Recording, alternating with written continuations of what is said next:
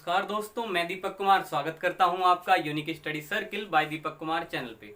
दोस्तों, अगर चैनल पर नए हैं तो चैनल को सब्सक्राइब जरूर करें, साथ ही बेल आइकन प्रेस करना बिल्कुल नहीं भूलें।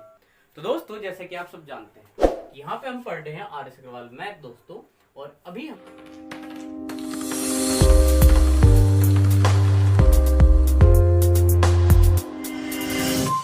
हमारा टॉपिक है दोस्तों अनुपात तथा समानुपात। और दोस्तों, इसी क्रम को आगे बढ़ाते हुए आज की क्लास का हमारा पहला सवाल है क्वेश्चन नंबर 71। तो देखिए दोस्तों क्या है सवाल में, और इससे सवाल आज की क्लास हम शुरू करते हैं। देखिए दोस्तों, बहुत ही अच्छा सा सवाल है और बहुत ही आसानी से आप अगर अप्रोच लगावें दोस्तों, बेसिक से तो थोड़ा लंबा जाएगा, लेकिन मैं इसमें आपको अप्रोच से बताऊंगा इस पहले सवाल को, ताकि दोस्तों पहला ही क्वेश्चन हमारा ज्यादा लंबा ना हो। अगर आपको लगे कि बेसिक से भी करना है तो आप मुझे एक बार कमेंट में बताएंगे। फिलहाल अप्रोच देखिए कि कैसे हम बहुत ही आसानी से केवल इसका आंसर पता करेंगे। दोस्तों, कहा गया कि ए बी सी की आय का अनुपात दोस्तों कितना है, 7:9:12 है, तथा उनके खर्च का अनुपात दोस्तों कितना है, 8:9:15 है। यदि ए की बचत उसकी आय का दोस्तों क्या है, 1/4 भाग है। ये बड़ा महत्वपूर्ण बात है वो दोस्तों। तो ए बी सी की बचतों का अनुपात क्या होगा दोस्तों, बताना है दोस्तों। ए बी सी की बचतों का अनुपात, तो दोस्तों ये जो अनुपात है, आंसर है जो हमारे, ये बचत के ही आंसर है। ठीक है दोस्तों, ये ए का है, कहीं ना कहीं ये बी के आंसर और ये सी के। तो अगर इसमें से है तो ए का अनुपात इनमें से कोई, बी में से इनमें से कोई, या सी में से इनमें से कोई, जो भी आंसर होगा ए बी सी डी में से उसी के अनुसार। तो दोस्तों देखिए, यदि ए की बचत उसकी आय का, यहाँ पे क्या लिखा है दोस्तों, ए की बचत आय का कितना है दोस्तों, 1/4 भाग है दोस्तों। 1/4 भाग है क्या दोस्तों, बचत दोस्तों किसका, आय का। तो दोस्तों कहीं ना कहीं ये कह सकते हैं, अगर 4 यहाँ गुणा भेज दें दोस्तों, जो बचत है वो कहीं ना कहीं 4 का क्या है, मल्टीपल है, गुणांक है दोस्तों। यही इस सवाल में मैं आपको कह रहा हूँ कि अप्रोच से आप इस अप्रोच से काम करिए दोस्तों। इस सवाल में यही खास हो गया है। जैसे कहा इन्होंने, यदि ए की बचत दोस्तों, जो बचत है उसकी आय का दोस्तों क्या हो जाए, इसका कितना, 1/4 भाग। अगर ये इसका 1/4 है, या दोस्तों यहाँ से इस 4 को हटा दे तो दोस्तों ये गुणा में आया, इसका मतलब बचत जो है वो 4 का गुणांक होगी दोस्तों, यानी कि 4 से वो जरूर विभाजित होती होगी। अब दोस्तों जैसे इन्होंने कहा ए बी सी बचतों का अनुपात, हमें पता लगा कि ए की बचत तो 4 का गुणांक होना चाहिए। अब दोस्तों ए के जो आंसर है बचत के, या तो 56 होना चाहिए, 99 दोस्तों, या 69, या यहाँ पे 99। अब बताइए दोस्तों, इनमें से 4 से कौन विभाजित होता है। तो देखिए दोस्तों, 4 एकम 4, 4 चौक 16, यानी कि 14 चौके 56 दोस्तों। यही अकेला इस ऑप्शन में ही ऐसा नंबर है ए की बचत के लिए जो किसका गुणांक है दोस्तों, 4 का। इसलिए दोस्तों बड़ी ही आसानी से मैंने कहा कि इसका आंसर क्या होगा दोस्तों, ऑप्शन ए होगा दोस्तों। ये अप्रोच थी इस सवाल को करने की। बेसिक इसका अगर आप कहेंगे तो बताएंगे, वो आप कमेंट में करके बताएं। चलते हैं दोस्तों अगले सवाल पे। तो आइए दोस्तों इस सवाल को देखते हैं। देखिए दोस्तों, इसमें क्या है, कहा ए बी सी का कुल वेतन 3,330 रुपए है दोस्तों, ये वेतन है। ये अपनी आय का दोस्तों 80%, 85% और 75% दोस्तों क्या करते हैं, खर्च करते हैं। देखिए समझिए बात को। आय दोस्तों अपने आप में, जैसे मान एक ए हो गया, एक बी हो गया और एक सी हो गया दोस्तों। ए की आय खुद न अपने आप में खुद ना खुद कितनी होगी, 100% होगी पक्का, चाहे उसकी वैल्यू रूपों में कितनी भी क्यों ना हो दोस्तों। चाहे इसकी वैल्यू इससे अलग हो, लेकिन परसेंटेज में उसे भी 100 कहा जा सकता है। लेकिन दोस्तों ये 100% और ये 100% बराबर हो, ऐसा बिल्कुल नहीं कह रहे हम दोस्तों। केवल ये कह रहे हैं कि वो आय जो है इनकी अलग अलग बेशक हो, लेकिन प्रतिशत में से 100 कहा जा सकता है दोस्तों। ये कह रहे हैं कि अपनी आय का क्रम से इतने % क्या करते हैं दोस्तों, खर्च करते हैं दोस्तों। अगर इसका खर्च 80% है, इसका दोस्तों 85% है, और इसका दोस्तों कितना है, 75%, तो दोस्तों अपने आप में ये कहीं ना कहीं, चाहे इसका रूपमान कुछ भी हो दोस्तों, ये 100% होगा। और दोस्तों इसका खर्च अगर 80% है, तो उसमें से हम उस धनराशि में हम ये कह सकते हैं कि 20% दोस्तों इसकी क्या है, बचत है दोस्तों। 100% आय में से अगर 80% खर्च घटा दिया तो क्या बचा हमारे पास, 20% बचत बची है। और दोस्तों बिल्कुल ऐसे ही हम यहाँ पे बी के लिए बात करें कि दोस्तों बी की मान लेते हैं कि आय कितनी है, 100% है, जिसमें 85% खर्च है दोस्तों। तो इसकी बचत अपने आप में दोस्तों कितनी होगी, 15% होगी। और वहीं सी की बात करें दोस्तों, तो 100% इसकी आय हमने मान ली है अपने आप में होगी, जिसमें से अगर 75% दोस्तों खर्च हो जाता है तो दोस्तों बचत कितनी होगी, 25%। अब देखिए दोस्तों अगली लाइन पे अगर हम चले, तथा इनकी बचत का अनुपात दोस्तों 7:6:9 है दोस्तों। देखिए हमारे पास इसकी बचत आई है दोस्तों कितनी, 20%, और इसका अनुपात है दोस्तों कितना, 7। तो दोस्तों 20% को अगर मैं 7 अनुपात के बराबर लूँ दोस्तों दूसरे का इसका अनुपात कितना है 6 है। दोस्तों अगर मैं इसे 6 अनुपात के बराबर लूँ और दोस्तों इसकी कितनी आई 9 आई, और दोस्तों अगर इस बचत को दोस्तों हम क्या लें 9 के बराबर लें, और ऐसा करने से हमें क्या हासिल होगा वो समझते हैं। दोस्तों आगे कहा है बी का वेतन कितना होगा। तो दोस्तों जैसे ही इसने बी का वेतन पूछा और दोस्तों यहाँ पे क्या है ए बी सी का कुल वेतन है, यानी कि ये वेतन का योग है। तो दोस्तों कहीं ना कहीं हम वेतन अर्थात दोस्तों क्या आय निकालना चाहेंगे, इनका अनुपात, आय का अनुपात पता लग जाए दोस्तों। आय का योग तो 3330 दिया है, तो दोस्तों हमारा काम चल जाएगा। तो दोस्तों पूरी हिसाब किताब को समझते हुए हमने कुछ यहाँ पे स्ट्रक्चर तैयार की कि दोस्तों कि अपने आप में इसकी आय 100 होगी तो 80% खर्च हुआ तो 20% बचा। दोस्तों इसका अपने आप में अगर आय 100%, वेतन 100% है, उसमें से 85% इसने खर्च करा तो दोस्तों 15% हुआ, और दोस्तों 75% अगर खर्च हुआ तो दोस्तों 25% इसकी बचत हुई। और दोस्तों बचत का अनुपात बताया है इन्होंने 7:6:9। तो दोस्तों ये 7 कहीं ना कहीं इसके वेतन से ही बना है। दोस्तों ये 6 इसके वेतन से आया है। दोस्तों ये 9 इसके वेतन से है। दोस्तों अगर 100% का मान 7 है तो दोस्तों अगर मैं यहाँ 20% का मान क्या है दोस्तों 7 है, अगर हम चाहें तो दोस्तों यहाँ 100% का अगर मान निकाल लें तो दोस्तों क्या वो ए का वेतन कहा जा सकेगा? तो बिल्कुल कहा जा सकेगा दोस्तों। ये 100% तो पूरी आय है, जिसका 20% दोस्तों बचत कितनी है, बचत का अनुपात जो 7 था हमने उसके बराबर ले लिया। और दोस्तों यहाँ से हम इसका आय वेतन का अनुपात पता करना चाह रहे तो दोस्तों हमें पता लगा 20% 7 होगा तो 100% क्या होगा दोस्तों। नियम क्या है बताओ, एक ही नियम लगाओगे। 1% का नियम क्या है दोस्तों, यहाँ पे साफ कर लेते हैं दोस्तों। 7 और बटे में क्या भेज दिया हमने 20। दोस्तों ये 1% का मान आ गया। हम चाह रहे पूरी वेतन का यानी कि 100 का मान निकालना इसमें ए के लिए। तो दोस्तों 100 से गुणा करती, यही तो नियम है एक का कि दोस्तों यहाँ पे जो संख्या है उससे भाग में ले जाओ और जो चाहिए उससे गुणा कर दो। अब देखिए दोस्तों 20×5 100। तो दोस्तों यहाँ पे लिखते हैं ए बी सी, और दोस्तों हम ये बात किसकी कर रहे हैं, इनके वेतन की अर्थात आय की। तो दोस्तों 20% 7 था, 20 भाग में भेजा, 100 से गुणा कर दी, वेतन यानी क्या आए दोस्तों 7×5 35। तो दोस्तों ए के लिए कितना बैठ गया 35 बैठ गया। अब बात दोस्तों यही बिल्कुल हम किसके लिए करेंगे बी के लिए। तो दोस्तों यहाँ कितना है 15, तो दोस्तों यहाँ क्या है 6, तो दोस्तों 6 के बटे में हम क्या भेज देंगे 15। और दोस्तों इसका वेतन चाहिए यानी कि 100% का मान, तो दोस्तों 100 से हम कर देंगे गुणा। देखिए दोस्तों 3 दूनी 6, 3×5 15, दोस्तों 5 दूनी 10, समझ रहे हैं, और 20 दूनी कितना दोस्तों 40। तो दोस्तों इस हिसाब से बी का मान कितना आया दोस्तों 40, वेतन के लिए कितना आया 40। अब देखिए दोस्तों सी के लिए हम सोल्व कर देते हैं दोस्तों, यहाँ पे सोल्व कर देते हैं। 25% दोस्तों कितना है 9 है दोस्तों, 25% कितना है 9 है, तो 1% कितना होगा दोस्तों 9/25। दोस्तों 1% कितना होगा, ये 25 बटे भेज दिया। और दोस्तों आय चाहिए वेतन चाहिए तो 100 से कर दी गुणा। तो दोस्तों 25 चौके 100 हो, और दोस्तों 9 चौक कितने 36। तो दोस्तों सी का वेतन कितना निकल के आया हमारे पास 36 निकल के आया दोस्तों। तो क्या ये बात समझ में आई कि दोस्तों किस तरीके से हमने यहाँ पे जो बचत के अनुपात थे इनको परसेंटेज के बराबर धर के दोस्तों इनके आय का अनुपात 100% का मान अर्थात इनके वेतन आय का अनुपात हमने दोस्तों ज्ञात किया। जैसे दोस्तों 100 में से 80 घटा के 20% को हमने इस बचत के मान के बराबर लिया 7 के, और दोस्तों 20 को बटे में 100 से गुणा करके हमने ए का वेतन प्राप्त किया अनुपात के हिसाब से। और दोस्तों इसी हिसाब से हमने 15 को बट्टे में भेज के 100 से गुणा करके बी का वेतन प्राप्त किया 40। और दोस्तों बिल्कुल ऐसे ही हमने बात की किसके लिए सी के लिए कि दोस्तों 25 को बट्टे में 9 के भेज के 100 से गुणा करके 25 चौके 100, 9 चौक 36 प्राप्त किया। अब देखिए दोस्तों कितना सरल है ये आ गया। इसके बाद तो आपको पता ही है करते क्या है कि दोस्तों यहाँ पे ये कुल योग दिया है और दोस्तों बी का वेतन बताना है। अब बी के वेतन का अनुपात हमें पता लग गया है, तो दोस्तों जिसका अनुपात बताना हो, जैसे कि यहाँ पे बी का बताना है तो उसका अनुपात कितना है 40, वो यहाँ पे लिखिए ऊपर, और दोस्तों बटे में क्या लिखेंगे इनका योग। तो दोस्तों 6 और 5 दोस्तों कितना 11 है ना दोस्तों, कितने होगी 11, 3 और 4 7 और 3 10 और एक दोस्तों कितना 11। तो दोस्तों 111 बटे में आ गया। और दोस्तों कुल योग कितना है 3330। तो दोस्तों आप अच्छे से जानते हैं 111 से ये 3 बार गया और एक 0 है दोस्तों, और 4 गुणा 3 करेंगे तो 12 और 2 0 भी हैं दोस्तों। तो बी का वेतन कितना है दोस्तों 1200 रुपए। तो जो भी मेहनत होनी थी दोस्तों थोड़ी सी यहाँ पे होनी थी, इसके अलावा बड़ी ही अच्छे से हमने इसका आंसर इनके वेतन के अनुपात के बाद बड़ी सरलता से प्राप्त कर लिया। तो दोस्तों बस यही ध्यान देना था कि ये आय है ये खर्च है, घटेगा तो बचत प्रतिशत में आया, ये दोस्तों प्रतिशत में आया, ये अनुपात में था। इस परसेंटेज को दोस्तों 7 के बराबर रखे, हमने 100 का मान यहाँ प्राप्त किया, 100 का यहाँ, 100 का यहाँ, वही हमारे वेतन का अनुपात हुआ। उसके बाद आप समझते हैं। तो दोस्तों उम्मीद है आपको चीजें समझ में आई। पढ़ेंगे अगले सवाल पे।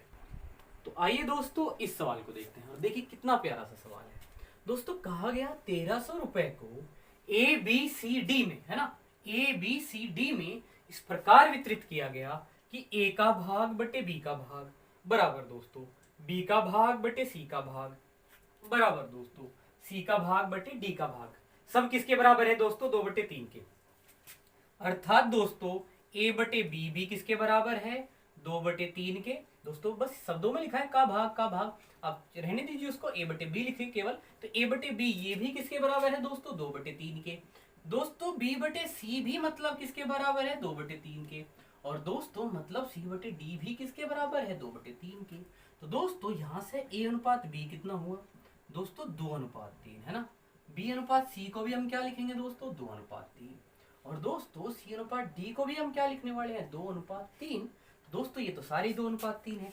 अब बताओ ये दोस्तों ये तो हो गया योग ए बी सी डी को ही बांटा गया है अर्थात दोस्तों ए बी सी डी का कुल योग कितना है 1300 रुपए है। और दोस्तों हमें चाहिए ए बी सी डी का अनुपात। अगर ये हमें पता लग जाता है तो दोस्तों ए का अनुपात ऊपर अनुपात के नीचे और गुणा में 1300 करके ए का मान बड़ी ही सरलता से हम प्राप्त कर लेंगे। इसलिए दोस्तों जो कि हम जानते हैं कि ए अनुपात बी अनुपात सी अनुपात डी हम कैसे सहजता से निकाल सकते हैं। तो दोस्तों देखिए ए का मान कितना 2 यहाँ पे लिखिए है ना। बी के लिए कितना दोस्तों 3 यहाँ पे लिखिए। अब दोस्तों क्या करेंगे बी अनुपात सी से दूसरी लाइन में लिखेंगे क्योंकि बी के लिए तो इसमें 3 है इसमें क्या लिखना होगा बी के लिए 2 वो यहाँ लिखेंगे। अब दोस्तों सी के लिए कितना लिखेंगे यहाँ 3। अब दोस्तों जो अगला अनुपात है जैसे सी के लिए दोस्तों 2 वो यहाँ लिखेंगे और दोस्तों डी के लिए जो 3 है वो अब यहाँ तीसरी लाइन में कुछ ऐसे लिखा। अब बताओ दोस्तों यहाँ पे जो खाली स्थान है वहां से बराबर की संख्या 3 भरा और दोस्तों जो डी का भी खाली स्थान है उसमें भी बराबर की संख्या 3। दोस्तों कितना कर चुके हैं ये तो बड़ी सहजता से समझ आना चाहिए। तो दोस्तों यहाँ पे खाली स्थान है तो बराबर की संख्या 2 लिख ली और दोस्तों यहाँ पे कितना लिख लिया 3। तो दोस्तों बताओ ये यहाँ पे 2 लिखा और ये दोस्तों यहाँ पे बराबर की संख्या 2। तो दोस्तों आप अच्छे से समझते हैं जो खाली स्थान है वहां पे बराबर की संख्या से इसको भर लेते हैं। उसके बाद क्या करते हैं दोस्तों गुणा करते हैं जैसे 2 दूनी 4 दूनी 8 दोस्तों कितना 8 3 दूनी 6 दूनी दोस्तों कितना 12 दोस्तों 3 3 9 दूनी कितने 18 और दोस्तों 3 3 होती है कितने 27। तो दोस्तों कहने का मतलब ये है कि यहाँ पे A अनुपात B अनुपात C अनुपात D कितना है दोस्तों 8 दोस्तों 2 दूनी 4 दूनी 8 दोस्तों 3 दूनी 6 दूनी 12 और दोस्तों कितना 3 3 दूनी 18 और दोस्तों 3 3 होती है 27। तो ये तो आ गया दोस्तों अनुपात यहाँ पे हमने लिख दिया यहाँ पे स्पष्ट दिखाई देगा। तो देखिए दोस्तों ए का भाग कैसे आप निकाल सकते हैं कितना आसान है आपके लिए। दोस्तों ए का अनुपात क्या करिए ऊपर रखिए कितना है 8 है और दोस्तों अनुपात के योग 12 और 8 20 और दोस्तों ये कितना हो जाएगा 38 हुआ और दोस्तों 27 ये 65 होना चाहिए दोस्तों 8 7 15 3 और 2 5 और 1 6 दोस्तों कितना 65। तो अनुपात के योग सबको जोड़ करके दोस्तों कितना हो गया 65 हो गया वो हमने यहाँ बटे में लिखा और दोस्तों गुणा में कितना 1300 दोस्तों कितना 1300 लिख लिया। अब बताओ दोस्तों 65 दूनी 130 हुआ और एक जीरो बच गई। अब बताओ दोस्तों 20 अट्ठे यानी कि 8 दूनी 16 एक जीरो भी है तो दोस्तों ए का मान कितना आया 160। जैसे हमने अनुपात निकाला उसके बाद तो सेम प्रोसेस लगाया आंसर कितना आ गया दोस्तों 108 जो कि ऑप्शन सी में है। चलिए दोस्तों बढ़ेंगे अगले सवाल।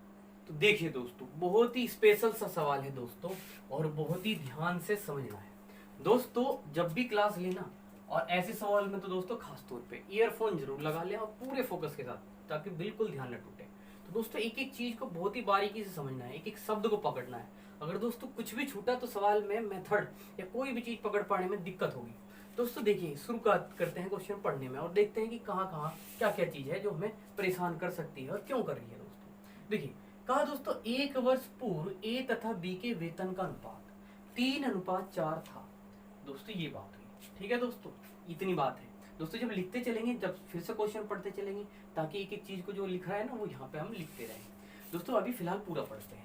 तो दोस्तों पिछले वर्ष तो दोस्तों वही बात है 1 वर्ष पूर्व की बात है बस यहाँ पे 1 वर्ष पूर्व लिख दिया था यहाँ पे और यहाँ पे पिछला वर्ष लिख के दिया शब्दों का खेल किया दोस्तों हमारे साथ। तथा फिर कहा तथा इस वर्ष के उनके व्यक्तिगत वेतन एक शब्द ये आया दोस्तों कि उनके व्यक्तिगत वेतन का अनुपात पिछले वर्ष का और इस वर्ष का दोस्तों कितना बताया 4:5 और दोस्तों दूसरे का ये तो ए का हो गया और दूसरे का बी का कितना बताया दोस्तों 2:3। किस किस का अनुपात है समझ रहे दोस्तों पिछले वर्ष यानी कि 1 वर्ष पहले और इस वर्ष का उनका व्यक्तिगत समझेंगे इसको भी क्या है। दोस्तों उनके वर्तमान वेतन का योग कितना है? 16,640 रुपए। तो दोस्तों ए का वेतन अब कितना है ये हमें बताना है। अब का मतलब कब दोस्तों? वर्तमान में कितना है। तो दोस्तों कहीं ना कहीं हम क्या चाहेंगे, ये उनके वर्तमान वेतन का क्या है दोस्तों? योग है। क्या है? योग है। तो दोस्तों अगर हमें ए और बी का वर्तमान का वेतन का अनुपात पता लग जाए, दोस्तों वर्तमान वेतन का अनुपात पता लग जाए, तो दोस्तों समस्या खत्म, सवाल में बचेगा ही कुछ नहीं। ये वर्तमान का योग है और हमें चाहिए वर्तमान वेतन का क्या दोस्तों? अनुपात। अनुपात है तो सवाल में 3-3 अनुपात है। क्या दोस्तों में हमारे काम के हैं, और अगर काम के नहीं है तो किस तरीके से अपने काम की चीज यहाँ से निकाली जाए, वो सब चीज हमें समझनी है। दोस्तों क्या लिखा है यहाँ? 1 वर्ष पूर्व ए तथा बी के अनुपात, यहाँ लिखते हैं, ठीक है, ताकि एक एक चीज थोड़ा थोड़ा दिमाग में आना शुरू हो। दोस्तों 1 वर्ष पूर्व कहा, यहाँ पे तो 1 वर्ष पूर्व कहा, जानबूझ के हमें परेशान करके यहाँ पिछला वर्ष कहा। इसका मतलब 1 वर्ष नहीं होगा क्या? 1 वर्ष पहला और दोस्तों पिछला वर्ष एक ही तो मतलब हुआ। तो दोस्तों 1 वर्ष पूर्व लिखा जाए या दोस्तों पिछला वर्ष लिखा जाए, ये तो एक ही बात है, इसमें तो कोई दिक्कत वाली बात नहीं, हम अच्छे से समझते हैं। अब देखो दोस्तों क्या है, उनका ए और बी का व्यक्तिगत वेतन का अनुपात कितना बताया? 3:4, नहीं पिछले साल का दोस्तों, 1 वर्ष पूर्व यानी कि पिछले वर्ष का ए और बी का वेतन का अनुपात, दोस्तों वेतन का अनुपात कितना दिया? 3:4, ये हो गया दोस्तों। अब देखिए पिछले वर्ष तथा इस वर्ष, दोस्तों एक तो किसके बारे में बात हो रही है? पिछले वर्ष की। पिछले वर्ष को अच्छे से लिखते हैं, पिछले वर्ष, और दोस्तों इस वर्ष, दोस्तों इस वर्ष लिखो या इसे वर्तमान वर्ष लिखो, ठीक है, एक ही बात है, शब्दों से बड़ा खेला गया है। दोस्तों वर्तमान है ना, वर्तमान का उनके व्यक्तिगत, तो व्यक्तिगत का मतलब क्या है दोस्तों? पहले बात होगी केवल ए की, यानी कि ए का वेतन अगर पहले साल 4 रुपए था पिछले साल, तो इस साल इनके वर्तमान में 5 है। और दोस्तों बी की बात करें, व्यक्तिगत है ना, तो यानी कि दोस्तों यहाँ तो ए और बी की तुलना हो रही, यहाँ ए के ही वेतन की पिछले साल के की और इस साल के की तुलना हो रही, और इसी तरीके से बी के पिछले साल के वेतन की और इस साल के वेतन की तुलना है। तो कितना दिया दोस्तों? 2:3। ठीक है, ध्यान से समझे एक एक चीज को, ताकि पॉइंट समझ में आए कि हमें कहाँ से शुरुआत करेंगे। तो दोस्तों जितनी जानकारी लिखी है ये सवाल में है, आपको ये लगे कि ये हमने इतना बड़ा लिखा, ये तो अभी हमने पॉइंट पिक किए कि दोस्तों कैसे हम सवाल की शुरुआत करेंगे। दोस्तों 1 वर्ष पूर्व तथा बी का वेतन बताया ना 3:4 में, समझ रहे आप? यानी कि पिछले साल ए का वेतन अगर 3 था तो बी का वेतन कितना था? 4 था। अगर ये ही वेतन था तो दोस्तों पिछले साल ए का 3 और बी का 4 था, जबकि उनके व्यक्तिगत वेतन के हिसाब से पिछले साल अगर ए का 4 था तो इस साल 5 था। और दोस्तों बी के हिसाब से अगर बी का वेतन पिछले साल 2 था तो इस साल कितना है दोस्तों? 3 है। तो दोस्तों देखो, अगर हम बात करें कि इस वर्ष इनके वर्तमान वेतन का हमें अनुपात चाहिए वर्तमान वेतन का, तो उस हिसाब से तो 5 है, 3 हो गया। तो क्या ये बात ठीक है दोस्तों? ठीक तो है बात कि यहाँ पे तो ए का वर्तमान वेतन हो गया, ये बी का वर्तमान हो गया, लेकिन दोस्तों इसे लिखने से पहले हमें दिमाग में एक बात खराब हमें गड़बड़ कर रही, वो ये है दोस्तों कि इस हिसाब से तो कह रहे पिछले वर्ष का कितना है? ए का वेतन 4, और दोस्तों इस हिसाब से बता रहे ये ए का वेतन कितना? 3। तो दोस्तों यहाँ पिछला वर्ष का बैठा उसका 4 और यहाँ बैठ रहा कितना? 3।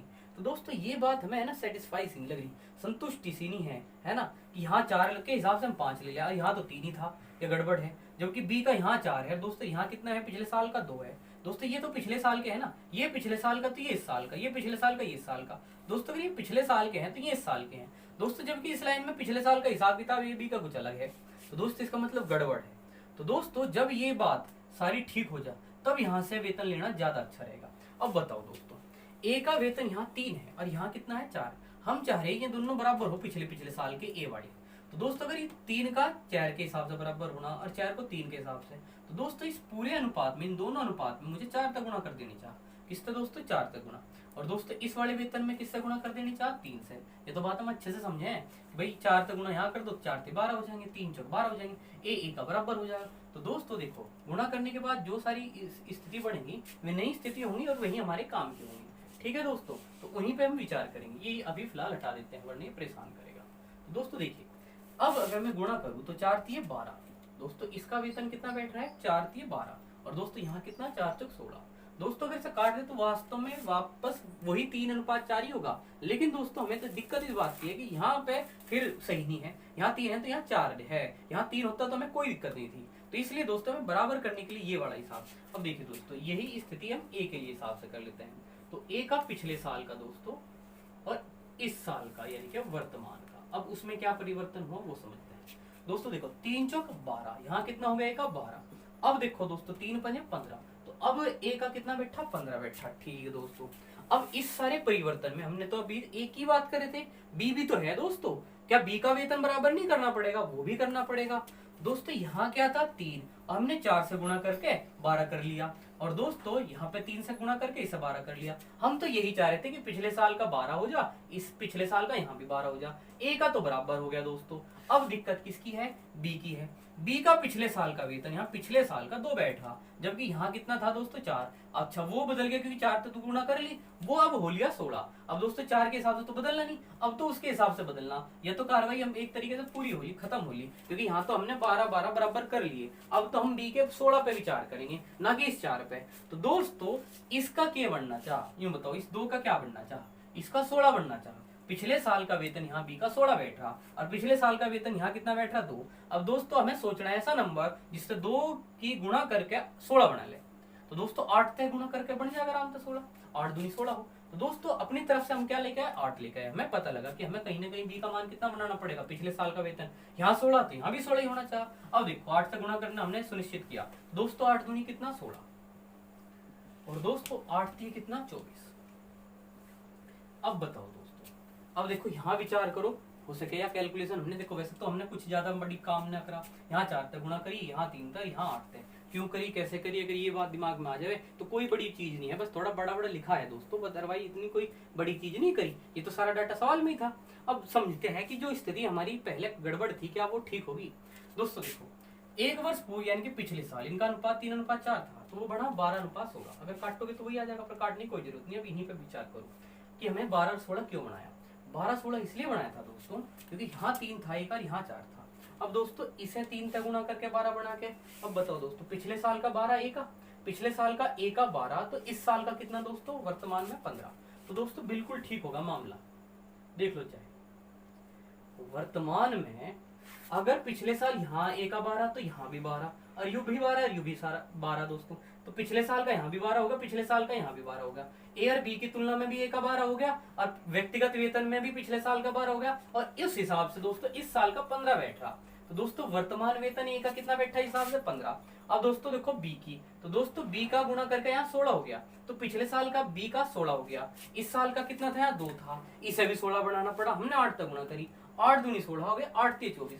तो दोस्तों B का पिछले साल का यहाँ भी 16 हो गया और यहाँ भी 16 हो गया गुणा करने के बाद। तो दोस्तों A के पिछले साल के मैच कराए तो यहाँ 15 आ गया, और B के यहाँ बराबर करे तो दोस्तों यहाँ कितना हो गया वर्तमान का 24। तो दोस्तों U कितना हो गया 24 हो गया। तो दोस्तों हमें यू ही चाह रहा था क्या कि A और B का वर्तमान वेतन का मान आ जाए। दोस्तों पहले तो हम कह रहे थे 5 या 3 पे विचार कर लो, लेकिन दोस्तों वहां हमें गड़बड़ लगी कि भाई पिछले साल के मान बराबर नहीं है, यहाँ 3 है या 4 है या 4 है 2 है। तो दोस्तों हमने 12 बराबर करके ये A का पिछले साल का, ये भी यहाँ A का भी पिछले साल का, ये बराबर हो गए, तो उस हिसाब से यहाँ 15 बैठ गया, तो 15 ले लिया। दोस्तों इस साल का यानी कि वर्तमान का वेतन 15 नहीं बैठेगा क्या, तो 15 हो गया A के लिए, और दोस्तों 16 यहाँ और 16 यहाँ के हिसाब से 24 कर लिया। तो दोस्तों इस हिसाब से B का इस साल का कितना हो गया 24। ये कट सके थोड़ा काट सकते हैं दोस्तों, क्या होगा काट के दोस्तों 3 पंजे तो 15 हो गए, और 3 अठे कितने हो गए 24, तो 5:8 आ गया। दोस्तों ये तो बात आप समझी गई कि अनुपात आ गया है किसका वर्तमान समय का, और ये सारी चीजें आपको समझ में ही आ गई होगी, इसलिए थोड़ा सा इसको हटा देते हैं क्योंकि अपना वास्तविक उत्तर प्राप्त कर सकें। दोस्तों A का वेतन पूछा इन्होंने, A का वेतन कैसे प्राप्त करेंगे। A का वर्तमान वेतन का अनुपात कितना आ गया 5 आ गया दोस्तों, यहाँ लिख दो, और दोस्तों 8 और 5 कितना 13, वो अनुपातिक योग बटे में लिख दिया। और दोस्तों इनका वेतन का योग वर्तमान का क्या है, वर्तमान वेतन का योग कितना है 16,640, गुणा में लिख दो। अब काटो 13 एकम 13 हो गए दोस्तों, कितने बचे 3 बचे, 13 दूनी 26 हो गए दोस्तों, 10 बचे, 13 अट्ठे 104, और ये 0। अब बताओ 5 0 0, 5 अट्ठे 40 का 4, ठीक है दोस्तों 0 आएगी, 5 0 0, 5 अट्ठे 40 की 0 4, 5 दूनी 10 और 4 14, 5 एकम 5 और 1 6, तो दोस्तों कितना आ गया 6400 आएगा। तो दोस्तों आंसर कौन सा हो गया B। तो दोस्तों उम्मीद है वैसे बहुत अच्छे से हमने कोशिश की आपको समझाने की, अगर आपको फिर भी कुछ गड़बड़ लगी हो तो एक बार फिर से सवाल को देखें और समझें कि हमने दोस्तों इन्हें बराबर करने पे ही बस ध्यान दिया है, और 3 नंबरों से केवल गुणा करके हमने अनुपात प्राप्त कर लिया है। उम्मीद है दोस्तों क्वेश्चन समझ में आया होगा। बढ़ेंगे अगले सवाल। तो देखिए दोस्तों इस सवाल को देखते हैं, बहुत आसान सवाल, दोस्तों ध्यान से पढ़ें और बहुत ही अच्छे से हो जाएगा। देखिए कहा है एक स्कूटर तथा एक टेलीविजन के मूल्यों का अनुपात दोस्तों 8:7 है। दोस्तों एक तो स्कूटर बताया है ना, और एक क्या बताया दोस्तों, टेलीविजन। ये दो चीजें यहाँ पे बताई है। तो दोस्तों उनका अनुपात कितना बताया, 8:7, अर्थात इसका अनुपात अगर 8 यूनिट है तो इसका 7 यूनिट है। तो दोस्तों अगर ये 8 रुपए का तो ये 7 रुपए का, कितना ज्यादा, 1 रुपया ज्यादा। लेकिन दोस्तों कह क्या रहा, यदि स्कूटर का मूल्य टेलीविजन के मूल्य से 4000 अधिक हो, तो दोस्तों बता कितने रुपए ज्यादा रहा, 4000 रुपये अधिक। और तो टेलीविजन का मूल्य कितना है दोस्तों, हमें कितना ज्यादा लग रहा, हमें तो अनुपात के हिसाब से ये 8 यूनिट लग रहा है, ये 7 यूनिट। तो दोस्तों 1 यूनिट फालतू लग रही है यहाँ से, कि 1 यूनिट मूल्य ज्यादा है। अब दोस्तों बता रहा कि वो 4000 रुपये अधिक है, इसका मतलब अनुपात का एक अनुपात का मान दोस्तों 4000 के बराबर है। 1 यूनिट दोस्तों 4000 रुपए के बराबर है। क्या आप ये समझ पा रहे हो?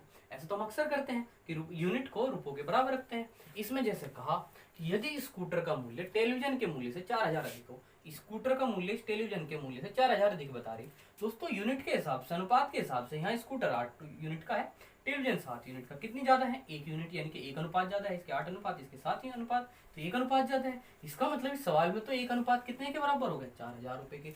अब दोस्तों कह क्या रहा, तो टेलीविजन का मूल्य बताओ।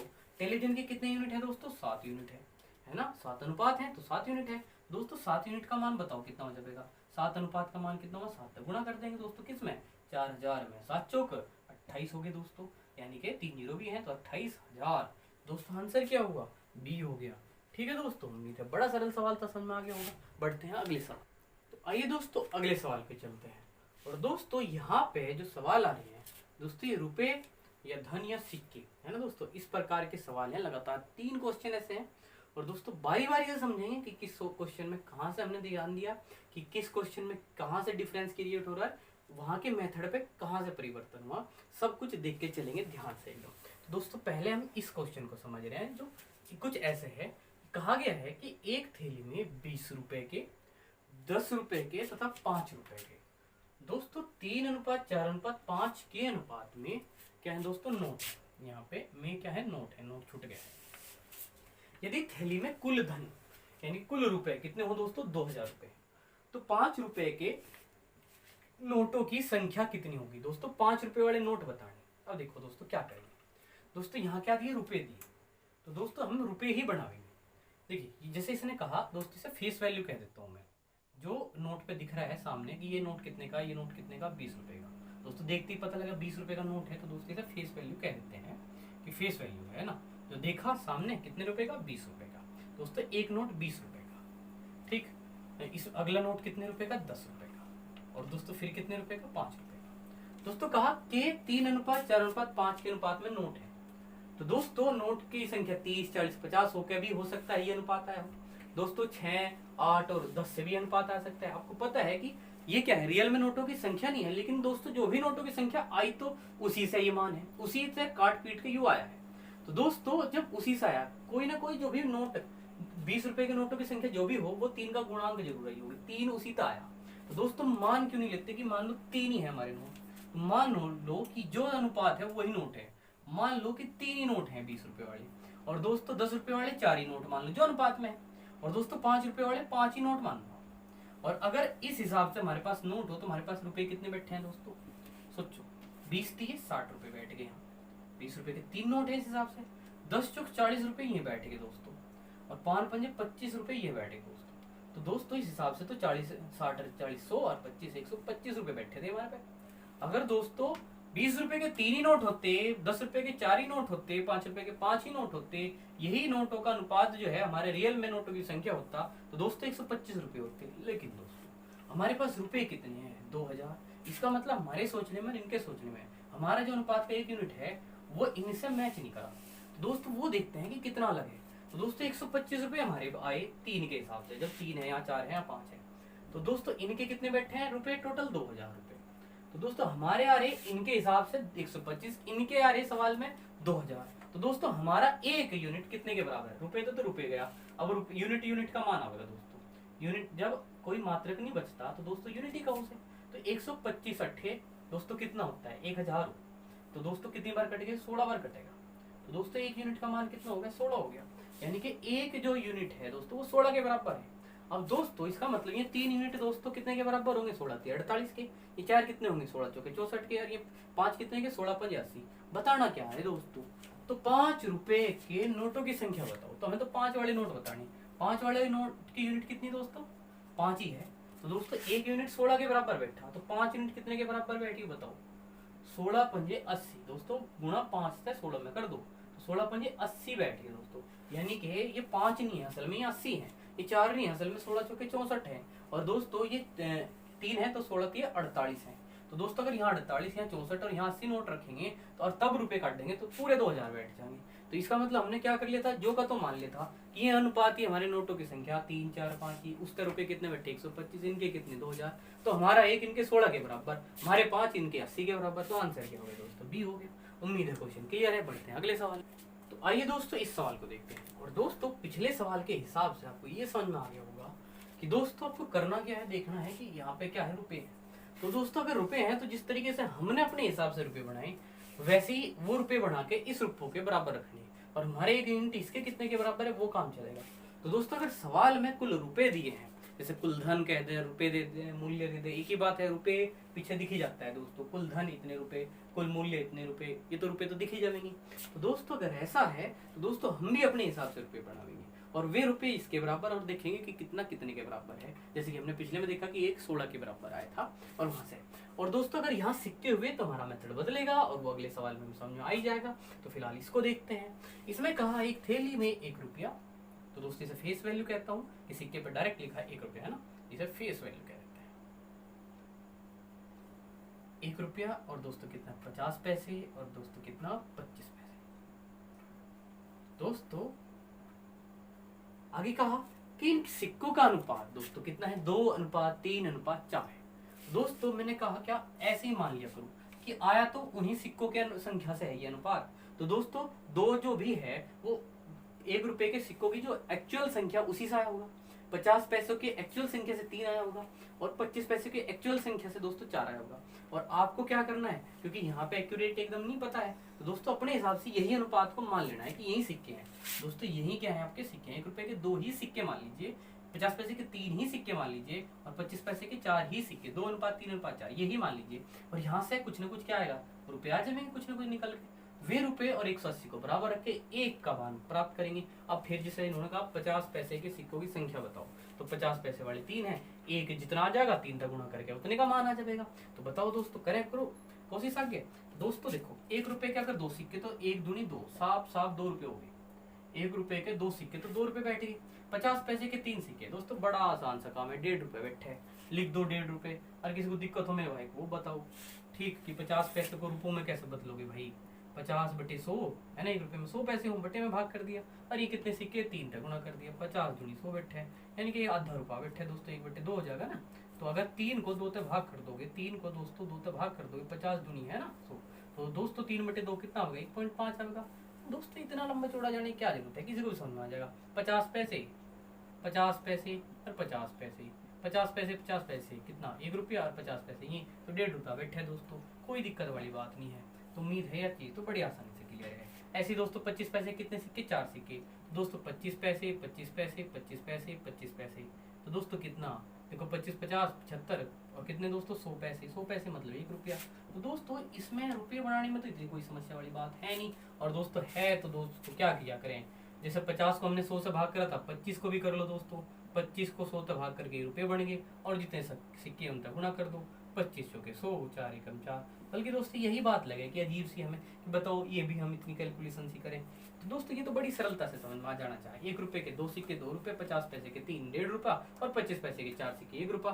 दोस्तों 2 और 1 3 और 4, तो दोस्तों 4.5 रुपए बैठे हैं।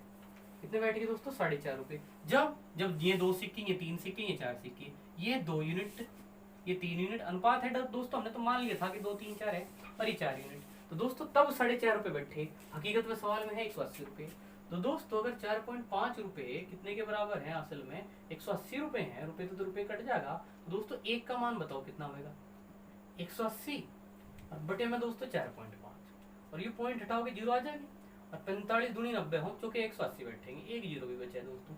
यानी कि 1 यूनिट दोस्तों इस सवाल में हमारे कितने के बराबर है, 40 के बराबर है। तो दोस्तों बात समझ में है कि 4.5 180 के बराबर, यू 4.5 बटे में गया, तो 1 का मान 40 आ गया। अब यूं बताओ दोस्तों, 50 पैसे के सिक्कों की संख्या जो कि कितनी है, 50 पैसे के सिक्कों की संख्या 3 है, 3 यूनिट। तो दोस्तों ये 3 यूनिट कितने के बराबर हुए बताओ, 3 तक गुणा कर दो, 3 गुणा 40 दोस्तों कितना, 4 3 12 120। तो आंसर कितना दोस्तों 120, कहाँ है, सी ऑप्शन में। दोस्तों चलते हैं अगले सवाल पे। तो देखिए दोस्तों इस सवाल में क्या है दोस्तों, एक थैली में 1 रुपए 50 पैसे 25 पैसे के। दोस्तों यहाँ देखिए क्या है, 340 सिक्के। और दोस्तों जैसे ही आपने यहाँ सिक्के देखे तो आप ये एक बहुत ही सरल सा मेथड यहाँ पर लगा देंगे जो अभी मैं आपको समझाने वाला हूँ। तो दोस्तों देखिए है ना परिवर्तन, वहाँ रुपए थे, धन था, और दोस्तों यहाँ क्या है, सिक्के हैं। और दोस्तों हमारा तरीका बिल्कुल बदल जाएगा। ध्यान से देखते हैं आगे क्या हुआ। इन सिक्कों का मूल्य 5:4:1 के अनुपात में है। इसमें 25 पैसे के सिक्कों की संख्या कितनी है दोस्तों बताना है। तो दोस्तों आपको करना क्या है, ये अनुपात लिख लेना है दोस्तों, 5:4:1। ये किस किस का है, ये 1 रुपये का, दोस्तों ये कितने का, 25 पैसे का, और दोस्तों ये कितने का है, 50 पैसे का, ये कितने का है दोस्तों, 25 पैसे का। कर लिया। अब देखिए दोस्तों बस एक छोटा सा हिसाब लगाना दोस्तों, 1 रुपये में 1 रुपये के कितने सिक्के होंगे, एक ही होगा ना। 1 रुपये का सिक्का, एक सिक्के में 1 रुपये का एक ही सिक्के से दोस्तों 1 रुपया बन जाता है ना। मैं ये कह रहा हूँ कि 1 रुपया एक ही सिक्के से 1 रुपया बन जाएगा, है ना। 1 रुपये के एक ही सिक्के से 1 रुपया। दोस्तों 1 से इसमें क्या कर दो, गुणा। इस 1 से दोस्तों 25 पैसे के कितने सिक्के लगेंगे 1 रुपये बनने में, 50 पैसे के दोस्तों। 50 पैसे के 1 रुपया सिक्के में कितने चाहिए दोस्तों, 2 सिक्के चाहिए। तो दोस्तों दूसरे अनुपात में क्या कर दो, 2 तक गुणा। और दोस्तों 25 पैसे के 1 रुपये के हिसाब से कितने सिक्के चाहिए, 4 सिक्के दोस्तों, इसमें 4 तक गुणा कर दो। दोस्तों कोई कहे यहाँ 10 पैसे मिलता, तो 10 में 1 रुपये में कितने सिक्के चाहते, 10 दिशाम 100, 10 सिक्के चाहते। कोई कहता 20 पैसे हो, तो दोस्तों 20 पंजे 100, 5 सिक्के चाहते, 5 से गुणा कर दो। तो दोस्तों बस ये काम आपको कर लेना है। तो दोस्तों समझना है, उम्मीद है इसमें कोई इतनी बड़ी बात भी नहीं है दोस्तों, कि 1 रुपया एक ही सिक्के तक बन जाएगा 1 रुपये के तय। और दोस्तों 50 पैसे के 2 सिक्के चाहिए, 50 पैसे 50 पैसे, है ना दोस्तों, तब जाके क्या बनेगा 1 रुपया। तो कितने चाहिए, 1 और 1 2 दोस्तों, यहाँ 2 तक गुणा करनी। 1 रुपये का तो बस एक ही बतेरा था, बनेगा था 1 रुपया। तो कितने चाहिए, एक ही चाहिए। यहाँ कितने चाहिए, 2 चाहिए। तो दोस्तों समझ रहे मैं कहना क्या चाह रहा हूँ। 25 पैसे कितने चाहिए, 25 पैसे 25 पैसे 25 पैसे 25 पैसे। तो दोस्तों कितना हो गया ना 100 पैसे, अर्थात कितना 1 रुपया।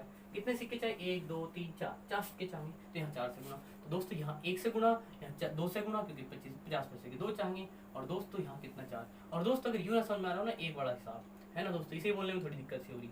दोस्तों ये तो बदलना ही, 1 तक गुणा में थोड़ा सा फर्क पड़ा है, तो ये तो 5 का 5 ही रहेगा, इन्हीं में बदलेगा होगा। तो दोस्तों अगर पहले वाले को नुक्का नहीं रहा तो ये भी कोई दिक्कत नहीं है दोस्तों, 5 एकम 5 ही रहना है। तो दोस्तों 50 वाले 2 सिक्के चलेंगे तो 4 दूनी 8 हो गए, और दोस्तों 4 एकम 4। तो दोस्तों अनुपात में कुछ ऐसा बदलाव कर लो। इसके बाद ये अनुपात होगा, और ये हो गया दोस्तों कुल योग सिक्कों का, ये सिक्कों का अनुपात आ गया, और ये हो गया दोस्तों सिक्कों की कुल संख्या, अर्थात इनका योग। अब बताओ दोस्तों क्या बताना था, 25 पैसे के सिक्कों की संख्या, 25 पैसे सिक्कों का अनुपात कितना आ गया दोस्तों, 4 आ गया। कितना आ गया दोस्तों, 4 आ गया। अब करो क्या दोस्तों, क्या करिए, 4 ऊपर रखिए, 25 पैसे वाले बताने ना, उनका अनुपात 4 आ गया। बटे में क्या लिखा, अनुपात के ऊपर 8 और 5 13, 13 और 4 17, बटे में कितना 17, और गुणा में दोस्तों 340 सिक्के ये यहाँ लिख दो। दोस्तों देखो सिंपल मेथड है, तो हम बहुत बार करें, बस अनुपात में ये परिवर्तन करना सीखना है। तो दोस्तों 17 दूनी 34 और 20 चौक 80। दोस्तों देखो कितनी सरलता से आ गया, 80 सिक्के। आंसर कौन सा दोस्तों, डी। उम्मीद है क्वेश्चन बढ़िया तरीके से क्लियर है। बढ़ते हैं अगले सवाल। तो आइए दोस्तों इस सवाल को देखते हैं। दोस्तों देखिए बड़ा सा सरल सा सवाल है। इसमें कहा एक त्रिभुज की भुजाएं 1/3/4/4/5 के अनुपात में है, तथा इसकी परिमिति, दोस्तों परिमिति की जानकारी में होनी चाहिए, 94 सेंटीमीटर है। सबसे छोटी भुजा क्या होगी। तो दोस्तों कह ये रहा है कि कोई त्रिभुज है। तो दोस्तों अगर त्रिभुज है उसमें 3 भुजा होती है, मान लो एक ए है, एक बी है और एक सी है। तो इन भुजाओं का अनुपात दे दिया दोस्तों, त्रिभुज की भुजाओं का अनुपात। तो दोस्तों अगर एक ए है, एक बी है और एक सी है, दोस्तों यहाँ पे 1/3 अनुपात, 1/4 अनुपात और 1/5। अब दोस्तों फिर से वही सोचेंगे कि यार बटे में अनुपात सही कर लेने। दोस्तों एलसीएम से काम हो जाएगा हमारा, एलसीएम ले लो इनका, 3 चौक 12 है ना दोस्तों, और 12 पंजे 60। दोस्तों सही करने के लिए क्या, या तो 60 से गुणा करो, या दोस्तों कहा डायरेक्ट कर लिया करो, है ना। 3 से काटो कितनी बार, 20 बार, 20 एकम 20, ऊपर तो एक ही है। और देखो दोस्तों 15 चौके 60, 4 से कितनी बार जा रहा, 15 बार, 15 एकम 15, और दोस्तों 5 है ना, 5 से 12 पंजे 60, 12 एकम 12। समझ में तो आ रहा होगा ना दोस्तों। या तो फिर 60 से यहाँ गुणा कर लो, 60 से यहाँ भी गुणा कर लो, 60 से यहाँ भी गुणा कर लो, 20 30 60, मतलब 3 से काटोगे दोस्तों 20, और दोस्तों 15 चौके 60, 15 और 12 पंजे 60 दोस्तों 12, या तो एलसीएम से गुणा करके अनुपात को ठीक कर लो, या जो दोस्तों अभी जो कराते वो कर लो, कुल मिला के अनुपात तक पहुंचेगी। अब दोस्तों देखिए यहाँ पे दिख नहीं रहा, सही से लिख लेते हैं दोबारा, ए अनुपात बी अनुपात सी। दोस्तों ये भुजाओं का अनुपात ही आ गया। अब दोस्तों आगे देखा परिमिति, परिमिति 94 सेंटीमीटर। दोस्तों ये परिमिति हो क्या दोस्तों, त्रिभुज की तीनों भुजाओं का योग, इनका तीनों का क्या दोस्तों योग ही तो परिमिति हो। त्रिभुज की तीनों भुजाओं का योग ही दोस्तों क्या होता है, उसकी परिमिति होता है। यानी कि दोस्तों ये क्या है, ये a प्लस बी प्लस सी है, ये इनका योग है 94। तो दोस्तों ये तो हो गया योग, और ये हो गया इनका अनुपात। तो दोस्तों क्या तरीका, सबसे छोटी भुजा जिसका अनुपात सबसे छोटा, सी का अनुपात 12 सबसे छोटा है दोस्तों, तो सी निकलेगी सबसे छोटी। इसका अनुपात कितना दोस्तों 12, 12 को क्या करिए ऊपर लिख लीजिए, बटे में जोड़ के 2 और 5 7 और 0 7 रहा दोस्तों, 1 और 1 2 और 2 दोस्तों कितना 4, तो दोस्तों 47, और गुणा में दोस्तों 94। अब बताओ 47 दूनी 94, 12 दूनी दोस्तों कितने 24। तो दोस्तों आंसर कितना है 24 सेंटीमीटर सबसे छोटी भुजा की, जो कि कहाँ है ऑप्शन सी में। तो दोस्तों कितना सरल है सवाल, बढ़ते हैं अब अगले सवाल पे। तो आइए दोस्तों इस सवाल को देखते हैं, और बड़ा ही आसान रहेगा सवाल, बस दोस्तों थोड़ी सी जानकारी में हो। दोस्तों एक त्रिभुज के कोणों का माप कहा दोस्तों 3:4:5 है, इसके अनुपात में है, तो सबसे बड़े कोण का माप क्या होगा। तो दोस्तों त्रिभुज है ना, त्रिभुज की बात करें दोस्तों, त्रिभुज कैसा भी हो सकता है रैंडमली, हम इसके बारे में विस्तार से बाद में कभी चर्चा करेंगे जब हम ज्योमेट्री वगैरह पढ़ते होंगे। तो दोस्तों जैसे हमने भुजाएं ABC कही, तो कोण दोस्तों ऐसे A कह सकते हो, ऐसे B कह सकते हो, उसे C कह सकते हो। तो दोस्तों इनका मान है ना, कोण का मान दिखाने के लिए दोस्तों ये चिन्ह भी लगा दें हम, ये बड़ा है ना, इसे एंगल के रूप में इस तरीके से दोस्तों, एंगल A एंगल B इस तरीके से दोस्तों, और एंगल C इनके कोण है दोस्तों, बस पता लग जाता है। तो दोस्तों त्रिभुज के कोण 3:4:5 के अनुपात में। तो दोस्तों आपके बस एकदम डायरेक्ट क्या कर लिया दोस्तों, कोण का मान पूछ लिया। इसका मतलब दोस्तों ये कुछ ऐसा सोच रहा है कि हमें कुछ पहले से जानकारी हो, कि जैसे कहा ना सबसे बड़े कोण का मान पता है। तो दोस्तों हमें पता है इन तीनों कोणों का योग कितना होता है दोस्तों 180, योग कितना होता है दोस्तों 180 होता है। ठीक है दोस्तों, जैसे हमें पता है ना एक सरल रेखा पर ये दोस्तों कितना होता है 180 डिग्री, दोस्तों कितना होता है 180 डिग्री। तो दोस्तों अगर इस कोण को जोड़ा जाए, इसको भी जोड़ा जाए, इसको भी जोड़ा जाए, दोस्तों कुछ ऐसा होगा कि एक क्या बन जाएगा पूरा इस तरीके से, पूरी एक लाइन सी बन जाएगी दोस्तों, और पूरा 180 हो जाएगा। देखिए दोस्तों मैं आपको करके बताता हूँ। जैसे मैंने एक पेपर लिया, ठीक है, ये त्रिभुज है दोस्तों, ये अलग सा है, देखो ये कुछ अलग सा है, लेकिन दोस्तों एंगल तो हम मान ही सकते हैं इसमें भी। दोस्तों मान लो ये A है, दोस्तों मान लो ये क्या है आपका B है, और दोस्तों ये कितना है C है। और दोस्तों मैं कह रहा कि 180 बन जाएगा, अर्थात एक सीधी रेखा पे ही बिल्कुल फिक्स हो जाएंगी। करके देखते हैं दोस्तों, ये C हो गया, और दोस्तों ये A और ये B। तो दोस्तों चलिए मतलब सीरियल वाइज करते हैं दोस्तों, ये A हो गया, अब देखिए पूरा 180 बनेगा दोस्तों। B करते हैं B, तो देखिए दोस्तों ये यहाँ पे इस तरीके से हमने B किया। उम्मीद है दोस्तों दिखाई दे रहा होगा आपको सही से, थोड़ा सा एडजस्ट कर लेंगे। और देखिए दोस्तों चलिए 1 मिनट थोड़ा ध्यान से देखते हैं, और ये देखिएगा जरा ध्यान से, क्या दोस्तों ये देखिए A, ये दोस्तों B, और ये दोस्तों C, और ये देखिए बनी ना पूरी कंप्लीट एक सीधी रेखा, और ये दोस्तों हो गया पूरा कितना 180। ये A मिला, ये B और ये C, यानी कि दोस्तों त्रिभुज के तीनों कोणों का योग कितना होता है 180। और दोस्तों ये बात हमेशा आपको पता भी होगी दोस्तों, जिनको ना पता हो दोस्तों उनके लिए मैंने थोड़ी कोशिश की समझाने की, उम्मीद है समझ में आया होगा। तो दोस्तों ABC के कोणों का योग कितना हो गया 180। अब दोस्तों हमें पता है इनका योग, ये हमें पता है, ये हम जानते हैं, ये अनुपात दिया है, और सबसे बड़े कोण का मान क्या होगा, जिसका अनुपात सबसे बड़ा वो कोण बड़ा। तो दोस्तों C कोण अगर मैं कहूँ यहाँ पे कि 5 वाला है, और ये 3 4 5 में 5 सबसे बड़ा है, तो दोस्तों इसका मान हमें पता कैसे करेंगे, 5 ऊपर रखेंगे, और अनुपातिक योग 3 और 4 कितने दोस्तों 7 और 5 कितने 12 बटे में, और दोस्तों गुणा में कोणों का योग जो कि हमें पता लग गया है 180। अब बताओ दोस्तों 12 एकम 12 6 बचे दोस्तों, 12 पंजे 60, और दोस्तों 15 5 75। तो दोस्तों इस तरीके से सबसे बड़ा कोण कितना आया 75 आया दोस्तों, जो कि कहाँ है B ऑप्शन में। उम्मीद है दोस्तों ये आपको समझ में आई। आज इतना ही रखेंगे, धन्यवाद।